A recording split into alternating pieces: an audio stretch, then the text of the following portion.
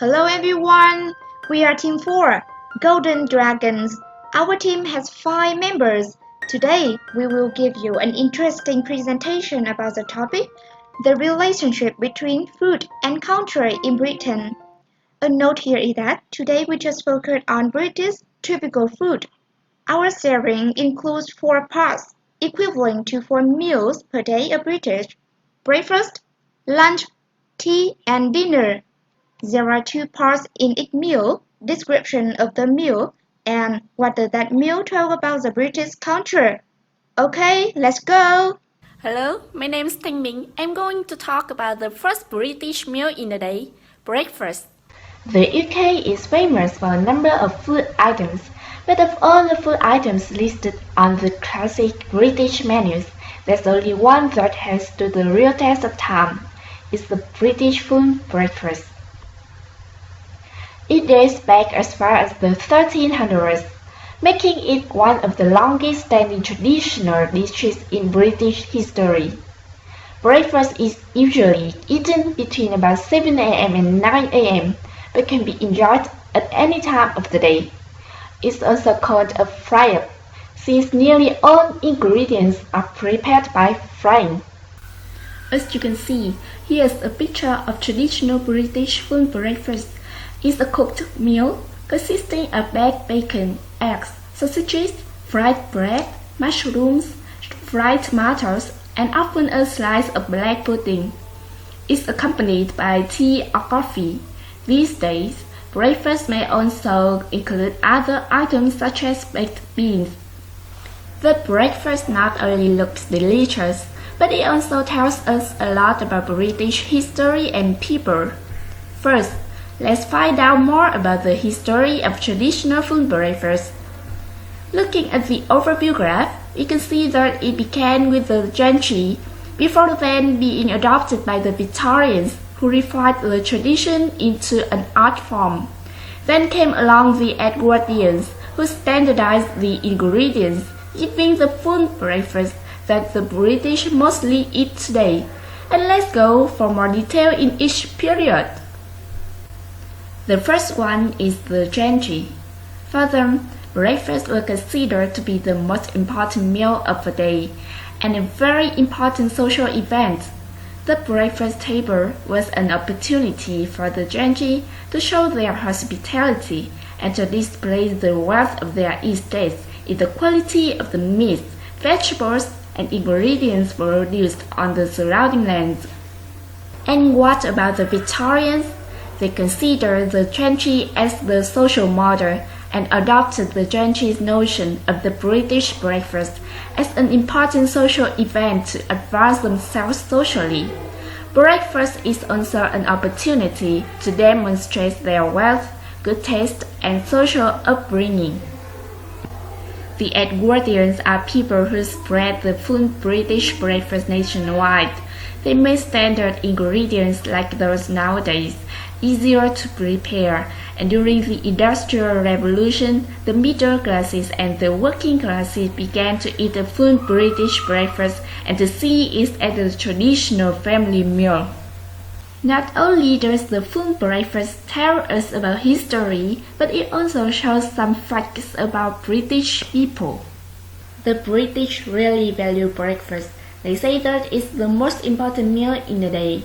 There is one famous saying in Britain: eat breakfast like a king, lunch like a priest, and dinner like a pauper. They think a full breakfast can provide enough energy for a long day. Especially to British workers, they need the energy and full stomach needed to sustain them through a day of grueling manual labor, so a full breakfast is compulsory. The British full breakfast is a cooked meal because in their opinions, food should be eaten hot. Hello, my name is Phương Thảo. Now I will talk about the second meal in the day, lunch. What do you know about British lunch?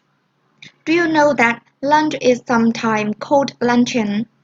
It's the meal eaten in the middle of the day, usually between about 12:30 and 2 o'clock. For lunch, a wide variety is common. The typical lunch can consist of a sandwich, a packet of crisps, a piece of fruit, and a drink. They also can be cheese and biscuits combo or a soup and bread instead. So, what can we learn about British culture through their lunch? A lot of things.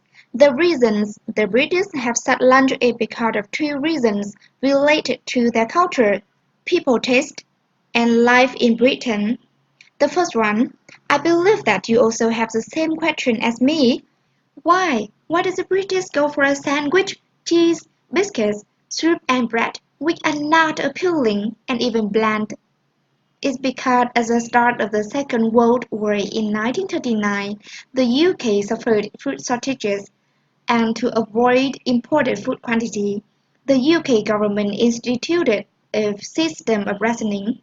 It led to food of the most basic ingredients: meat, sugar, butter, and egg, and this continued into the 1950s. These food rationing policies are considered to be responsible for the British taste poor international reputation today, bland. The second reason is the British life. Why does the British go for fast food for lunch? Because most people eat a lot for breakfast, so they are not very hungry at their lunchtime. And they are so busy, the pressure to complete tasks at the office is very high, so many British feel that eating fast and convenient food at their desk or even skipping lunch mean that they will be more productive. From the historical perspective, British have been eating quick lunch since the Industrial Revolution. Before the Industrial Revolution, many British went home for a big meal in the middle of the day, but the factory workers were not allowed to go home for a long meal. From that, working British changed their eating habits. Besides, you can see that sandwich, cheese, biscuits, soup and bread are almost odorless foods. Why? Because the etiquette of British is that they do not bring hot or smelly foods to the office. Your teammates or other people will not appreciate having to smell them. Hello everyone, my name is Lan He. Today I will talk about the third meal of the day in Britain. It's afternoon tea. Follow me to find out the description as well as afternoon tea's etiquette. Tea. In Britain, there are two main types of tea, afternoon tea and high tea. First of all, let's find out some information about afternoon tea's description. Afternoon tea is typically served in the mid-afternoon, around 4 p.m., and it is also known as low tea because it was often enjoyed on low tables with comfortable chairs and sofas. Moreover, an afternoon tea menu is light and can have many variations. The simplest form of afternoon tea is cream tea, a meal of tea, scones, and cream. If you add more sweets to cream tea, you get light tea. Add savory foods like finger sandwiches to light tea, you will get full tea, which is most elaborate. So, what about British favorite teas for afternoon tea? They include black teas like Earl Grey and Assam, as well as herbal teas like chamomile and mint. About high tea, unlike afternoon tea, it is served at the end of the workday, shortly after 5 p.m. From the picture, can you guess the meaning of high tea? That's right. It was named for the high dining table it was served on. So, high tea is a heavy meal of meat dishes such as steak and a kidney pie, fish dishes such as pickled salmon, baked goods such as crumpet or bambrek, vegetables such as potato or onion cakes, and, of course, a mug of tea.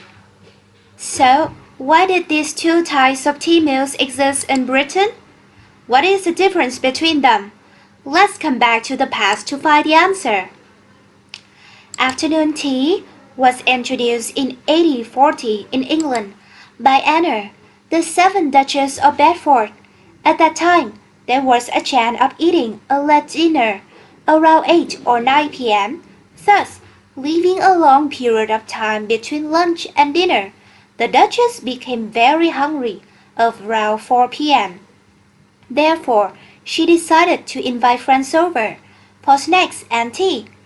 The idea of an afternoon tea gathering spread across high society and then became a social gathering for wealthy social class, especially among ladies. However, for the working classes, tea time had to wait until they finished work, often after 5 p.m. By that hour, tea was generally served with heartier dishes, which were substantially more than just tea and cakes. It can help workers nourish and regain energy after a hard working day. To conclude, the difference between afternoon tea and high tea is why afternoon tea was a social event for the upper class people. High tea was a necessary evening meal for working classes in the 19th century. To be more specific, the existence of these two types of tea meals reflects clearly the society of Britain in the 19th century, as well as the gap between the upper class and the working class. Hello, my name is Thanh Vân, and now I will talk about the part what can we learn about British culture through tea. As you can see on the slide, there are two aspects of British culture we can learn from tea. The first one is afternoon tea etiquette, also custom. Etiquette is basically good manners. Afternoon tea etiquette is having good manners so you don't offend or annoy people during tea service. British people really value the table manners. It's an important aspect of their culture. At first, when you see their etiquette rules, you can be shocked because there are too many. So beginning with a simple one like this can be a good choice. Let's watch a video, 10 tips to have a proper afternoon tea by Lan Hương to know more about it.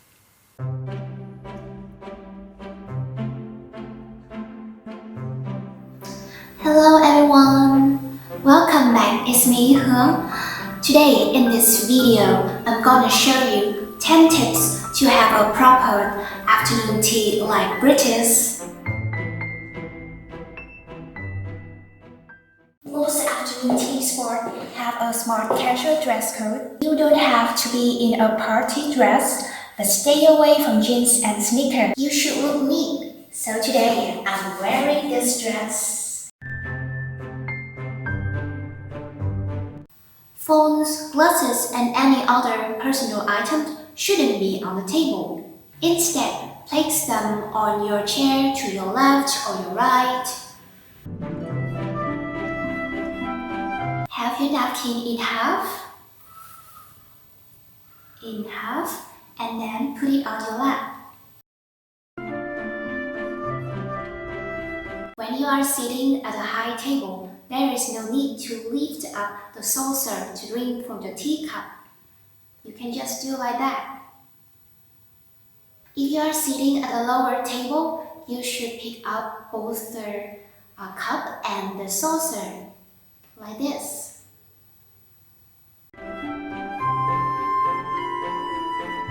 Instead of round and round movement, move your teaspoon back and forth,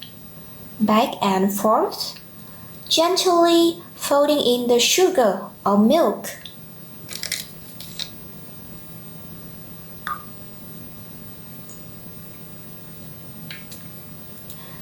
Back and forth.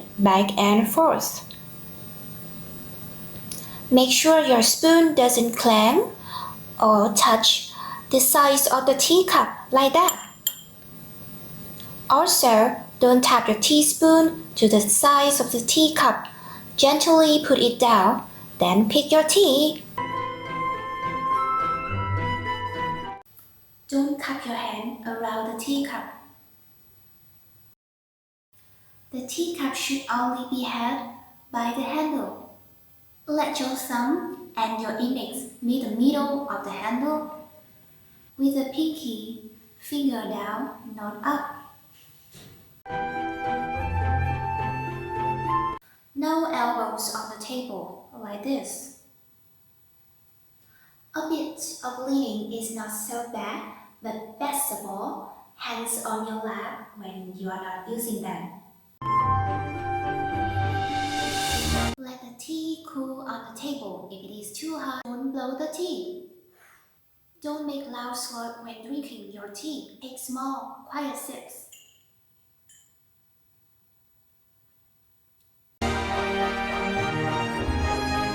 It is not often that you get to eat food with your fingers and have that be considered the correct ethic. But it is. Don't be shy about eating everything from the tea sandwiches to mini sweets with your hands. If you want to wipe away something from your face, don't treat the napkin like a towel. That don't wipe. That's the end of today's tip to have a proper afternoon tea like British. See you soon. Bye bye. Okay, that's a good video, right? The next thing about British culture we can learn from tea is history. Every day in Britain, approximately 165 million cups of tea are drunk. But in fact, Britain was one of the last countries to try tea. We all know that tea came from China. So why now has tea become a culture in Britain? Let's find out the reason by looking at the history of tea in this country. In 1662, it all thanks to a Portuguese woman, Princess Catherine, who got married to England's King Charles II. When she arrived at her new homeland, she brought with low-leaf tea to drink. As the new royal, her drinking habits was copied by other ladies just to be like their idol, and soon enough, tea drinking became popular among people in the aristocratic class. At the same time, Britain had been excluded from the coffee-exporting Mediterranean during its wars with France and Spain, while having a constant and growing supply of tea dominated by British East India Company. The practice of tea drinking soon spread in Britain and replaced coffee as the most popular drink. Yes, coffee came to Britain before tea did, but after all, tea's the winner. Another interesting fact about tea history is by the mid-17th century, tea used to be an expensive delicacy, only available for the rich. However, a rise in tea smuggling has decreased the price of tea, making it accessible for everyone, especially the working class. So maybe we can say that smuggling has fueled up the tea culture of Britain nowadays. Besides history, there are some other possible reasons for the British obsession with tea. Climate can be one. In general, Britain gets cold, wet winters and warm, wet summers, so it is delightful for the British to have a cup of tea on a gloomy or cold day, which outnumbers the sunny days. Another factor can be people's taste. Britain is a country famous for its dairy industry. The British prefer and consume many dairy products. Therefore, they drink tea to balance the flavor of dishes that contain much butter and cheese. Drinking tea lessens the flat flavor of butter, and vice versa. This explains why British tea is often served with scones, cakes, and milk. Hello everyone, my name is Nguyễn Thu Giang, and I'll be the one who leads you into the final British meal in the day, the dinner. First, let's take a quick look at the description of a typical British dinner. A typical British meal for dinner is a meat and 2 veggies. We put hot brown gravy on the meat and usually the vegetables. And an important thing to note is that, different from the lunch, a British dinner is traditionally big. Also, one of the most iconic things about Britain is a Sunday roast dinner. Sunday is not a proper Sunday unless we have a roast dinner. The origin of roast beef is from the tradition of people after going to the church. On every Sunday, after families together attend the church, a Sunday roast is traditionally a meal eaten to mark the end of a religious fast. And now, we'll go into the section of British culture, inferred from the dinner that British people traditionally eat. As shown on our slide, British dinner expresses two major British cultural values in British people and religion. Regarding British people, we can learn two features about them. The first one is about family bonding. In British customs, families, lovers, friends, or relatives usually come together sometime after sundown to share in a last meal. They are usually after from work. So, a big dinner served with roast beef is not only a way of relaxation with family members, but also an important gathering event of the day for the close ones to spend valuable time with each other after a series of hard-working day hours. The second aspect is about community, the sense of belonging. As a British tradition, they also enjoy the cozy atmosphere together with a sense of community when doing some traditional activities with the surrounding. Therefore, apart from home, neighborhood pubs and cabarets are also the usual choices of many British people, joining roast beef as a feast dinner together on Sundays. People love on Sunday to go for a long walk in the country and end up at a pub having a roast. Next, let's jump to the second part of British culture, reflected by their dinner, the religion. As I mentioned before, the origin of roast beef is from the tradition of people after going to the church. Eating a large meal following church services is common to all the continent of Europe, as with other Christian countries. But the Sunday roast variant of this meal is uniquely English. So, this dish reflects the religion of this country, Christian religion. Christian religion is one significant part of the country's culture. Christianity is the largest religion in England, Scotland, and Wales. It has covered a large number of important British cultural aspects, such as traditional holidays, such as Christmas Day, Thanksgiving, artistic field like national Christmas songs, or literature like A Christmas Carol of Charles Dickens. To conclude, roast beef is a signature national dish of England and holds cultural meaning for the English. In conclusion, as you know, culture is a combination of many factors such as food, language, behavior, custom, etc. All factors are related to each other. Therefore, our target today is through a familiar factor, food, or to be more specific, typical meals in the day. Our team can introduce you to many other aspects of British culture so we can better understand this great and beautiful country. I hope our video can be useful to you. That's the end of Group 4's presentation. Thank you for listening. Goodbye.